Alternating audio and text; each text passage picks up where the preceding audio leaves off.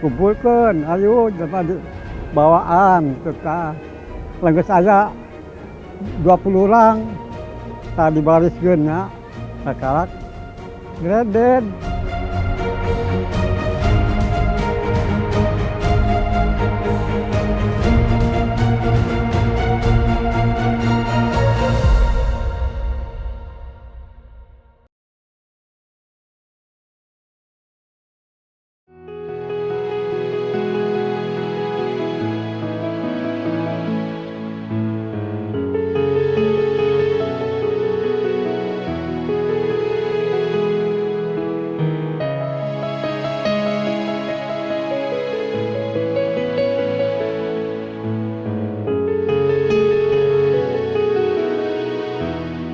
Warga menyebutnya Kali Rawa Gede.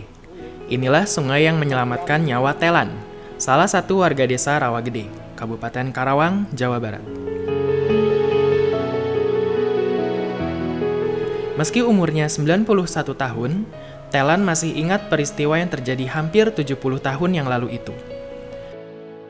Orang mengenalnya sebagai peristiwa pembantaian Rawa Gede, salah satu pembantaian keji yang dilakukan kolonial Belanda di Indonesia. Saat kejadian, Telan berumur 22 tahun. Ia tak sendiri saat menceburkan diri ke Kali Rawa Gede. Namun, hanya dirinya yang lolos dari penangkapan. Dari balik persembunyiannya, Telan melihat puluhan warga desanya dieksekusi. Jam 5 subuh, ada letusan di wetan. Kakak keribut, ternyata. Nyamannya masing-masing nyumputnya.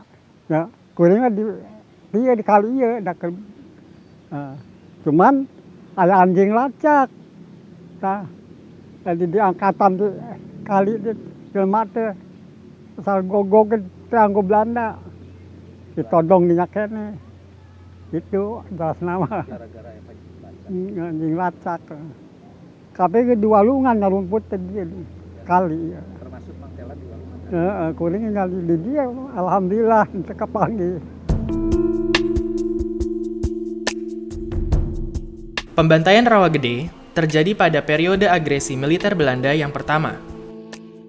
Alih-alih mengakui kemerdekaan Indonesia yang telah diproklamirkan Agustus 1945, Belanda malah berusaha mengembalikan kekuasaan kolonialnya.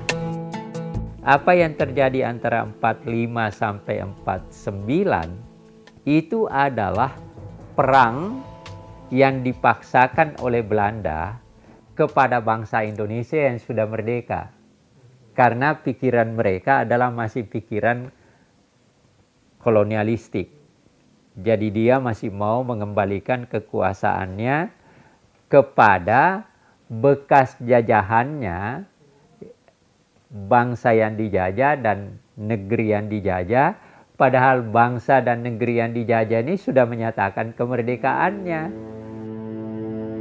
Pasca proklamasi, para pejuang Republik makin bersemangat melakukan perlawanan terhadap Belanda. Di wilayah Jawa Barat, ada Kapten Lukas Kustario yang dikenal sangat berani melakukan penyergapan terhadap pos dan patroli tentara Belanda. Karena keberaniannya, Kapten Lukas dijuluki Begundal Karawang. Tentara Belanda berusaha menangkapnya, hidup atau mati. 9 Desember 1947, pasukan Belanda pimpinan Mayor Alphonse Jean Henry Wienen menyerbu desa Rawa Gede, karena desa ini menjadi salah satu basis gerilya Kapten Lukas Kustario. Dalam penyerbuan itu, Belanda tak berhasil menemukan buruannya. Mereka memaksa warga memberitahukan persembunyian Kapten Lukas. Karena warga tutup mulut, Belanda membalasnya dengan tembakan.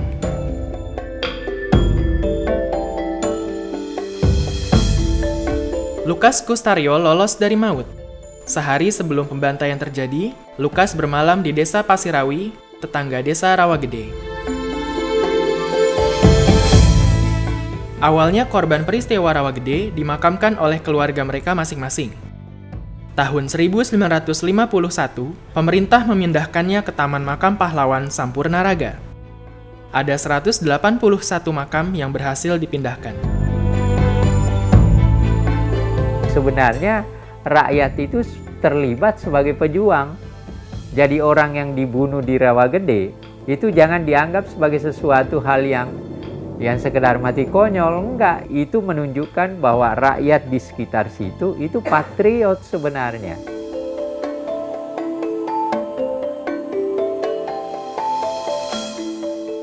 Di tempat yang sama, terdapat Monumen Rawagede. Diresmikan pada 12 Juli 1996. Monumen ini kini dikelola oleh Sukarman, yang sekaligus menjadi ketua Yayasan Rawagede. Bu, tak ieu teh nu ditembak di dieu sapoe 431 urang. Nya tahun 48 Desember teh. Naon ti umur 15 tahun kaluhur dibantai.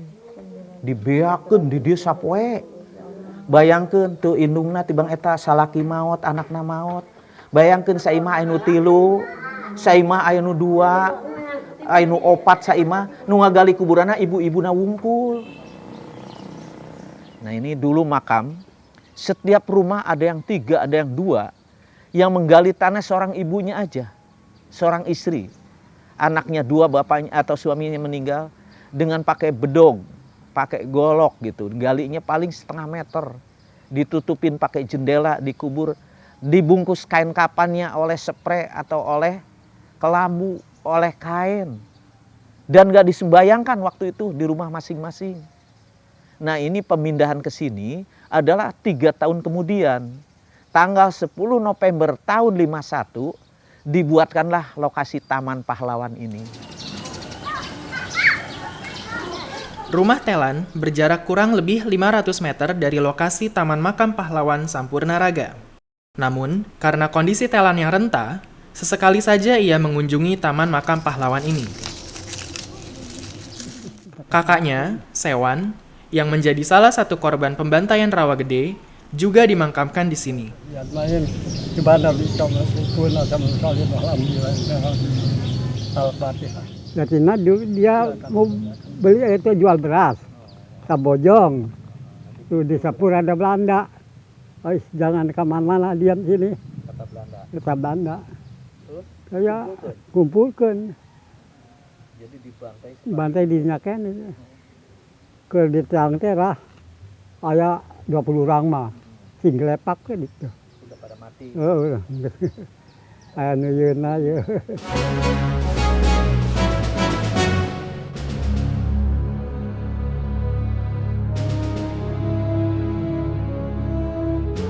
Upaya menggugat Belanda atas kekejian pembantaian Rawagede bukannya tak pernah dilakukan. Sebulan setelah peristiwa Rawagede, Indonesia melaporkan kejadian tersebut kepada Committee of Good Offices on the Indonesian Question, sebuah komite yang dibentuk oleh Dewan Keamanan PBB sebagai penengah konflik antara Belanda dan Indonesia. Padahal komite ini baru saja dibentuk 25 Agustus 1947 sebagai bagian dari perjanjian gencatan senjata antara Belanda dan Indonesia. Artinya, hanya berselang 3 bulan setelah komite ini dibentuk, Belanda melakukan pembantaian Rawagede. 12 Januari 1948, Dewan Keamanan PBB mengeluarkan pernyataan yang menyebutkan aksi tentara Belanda di Rawagede sebagai tindakan deliberate and ruthless atau dilakukan dengan sengaja dan keji. Namun, tak ada tindak lanjut dari pernyataan itu.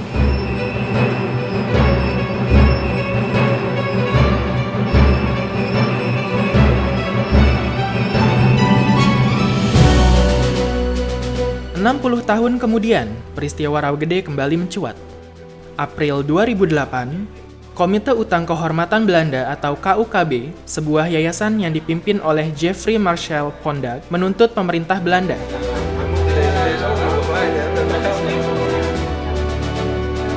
KUKB didampingi Lisbeth Ziegfeld, seorang pengacara asal Belanda yang banyak memenangkan kasus-kasus korban kejahatan perang. Berdasarkan perhitungan, saat itu yang bisa mengajukan tuntutan hanyalah janda korban dan korban selamat. Maka, majulah 9 orang janda korban dan 1 korban selamat mengajukan tuntutan.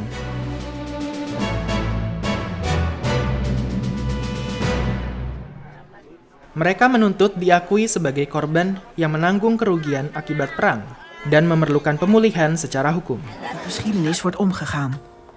Samen met onder andere 10. Jeffrey saat ini tinggal di Heemskerk, sekitar 30 menit perjalanan dari Amsterdam, Belanda. Zij eisen alsnog officiële excuses van de regering. Wawancara dengannya dilakukan via internet. Ya orang yang nggak ada lagi. Kan kita kan mulainya 18 orang. Akhirnya yang waktu kita mulai kan meninggal. Tinggal 9, 10 itu dengan Pak Sai. Ya habis kalau orang yang meninggal mau diapain? November 2010, Saih bin Hakam, salah satu korban selamat, datang ke Den Haag, Belanda untuk memberikan kesaksian. Saat peristiwa Rawa Gede, Saih sebenarnya turut dieksekusi bersama beberapa orang lainnya. Namun, ia berpura-pura mati setelah tembakan Belanda mengenai tangannya. Saat di Belanda, Saih yang didampingi Sukarman mengajukan permintaan bertemu Ratu Beatrix. Namun, permintaannya ditolak. Ditolak pihak kerajaan Belanda tak berarti ditolak pula oleh warga negara Belanda. Saih diterima dan diberi kesempatan menceritakan kisahnya di satu sekolah di kota Groningen, Belanda. Ya, saya orang dari Kerawang, dari Indonesia, dari Rawa Gede, namanya Rawa Gede. Dia cerita di situ murid-murid sampai bengong. Murid-murid di situ sampai tidak menyangka bahwa beliau itu tidak ada dendam sama sekali terhadap Belanda.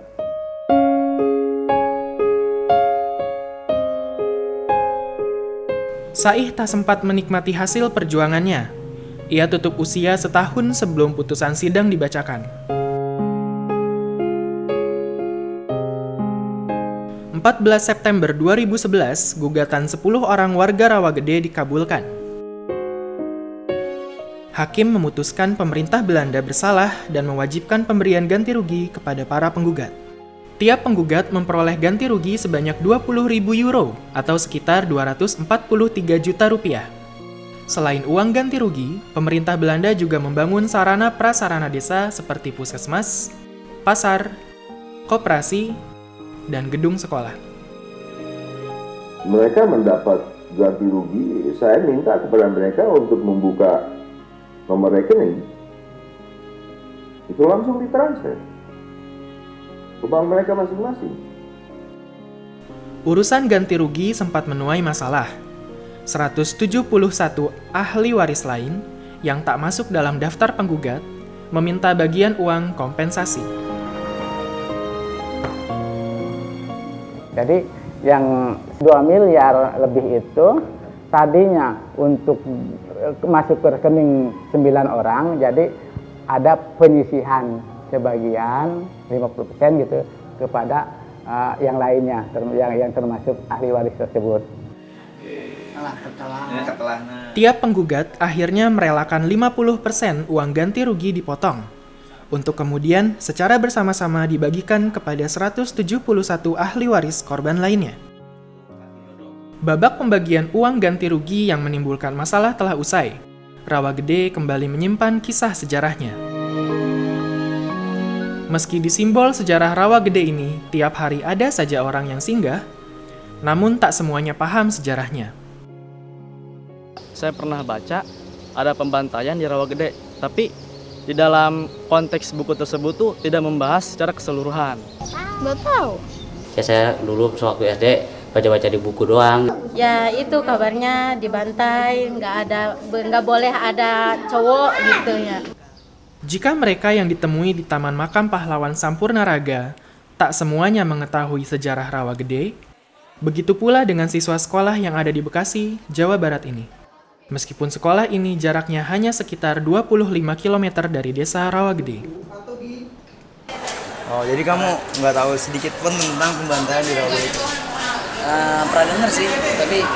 Apa yang pernah kamu dengar? Kalau ada orang itu sekemudian dibantah, ya gitulah. Itu tuh ada orang Indonesia nyuri senjatanya Belanda. Nah terus orang Belandanya nyari-nyari orang itu, tapi yang dibantain malah semua orang. Saya pernah baca. Waktu itu pernah waktu saya itu pernah baca puisinya Khairil Anwar yang Antara Karawang sama Bekasi, terus habis itu bawahnya ada katanya terinspirasi oleh Rawagede. Rawagede apaan saya kan nggak tahu nih. Pas agresi militer Belanda 1 kalau nggak salah ya. Terus dia kayak gitu. Tapi aku sendiri nggak ngerti detailnya dan aku nggak tahu kenapa Belandanya datang ke Indonesia lagi gitu. Aku nggak ngerti kenapa. Dengan pemahaman para murid yang beragam, menjadi sangat penting bagi guru untuk memasukkan muatan sejarah lokal dalam pelajaran sejarah. Di lokalitas tertentu kan kita nggak muncul gitu. Contoh di Rawagede, nah ini akan saya munculkan gitu. Rawagede, Bekasi, antara Karawang Bekasi ini kan basis pejuang gitu. Basis pejuang di mana ini yang harus kita ketengahkan ke anak-anak lokalitas kita, daerah kita dulu basis pejuang gitu. Kamu tidak akan pernah mengenali Indonesia tanpa mengenal sejarah. Kamu tidak bisa menempatkan Rawagede di mana kalau kamu tidak tahu sejarah. Rawagede itu terjadi tidak dengan tiba-tiba dan tidak tanpa sebab. Dan itu hanya bisa diketahui dengan sejarah.